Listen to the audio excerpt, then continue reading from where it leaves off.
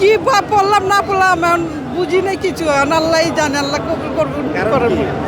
সুরা তো পড়তে পারি না, মানুষের ভিড় কি পড়তেছে না পড়তেছে এটা তার আমরা শুনি নাই, শুনতে পারি, যা পড়ছি মনে মনেই আছে, আল্লাহ করতে পারে।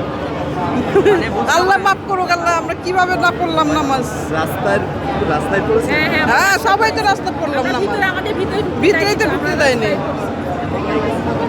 এমনি তো আমরা নামাজ পড়া মোনাজাত কইরা বাইরে, এবারে তো মোনাজাত করতে পারলাম না, না খুতবা শুনতে পারলাম, কিছুই শুনতে পারলাম না। আজকে এবারে কি প্রথম এসেছিলেন? হ্যাঁ না, আমি তো 3 বছর ধরে পড়তেছি, এই বছর 4 বছর হবে কিন্তু। হ্যাঁ আচ্ছা, আপনারা যে হলো মানে নামাজ পড়তে ঈদগাহ ময়দানে আসছেন, বাসার যে আনুষঙ্গিক কাজ কাম এগুলো কারা করছে? আমরা আগের থেকে রেডি করে রাখছি, কাম কাজ সব কইরা কেরা রেডি করে রাখছি, জানি তো আমরা ঈদগাহ যাবো নামাজ পড়তে। তাহলে ডাবল কষ্ট হয়ে গেছে। না কষ্ট কি আর, পুরুষরা সকালে উঠে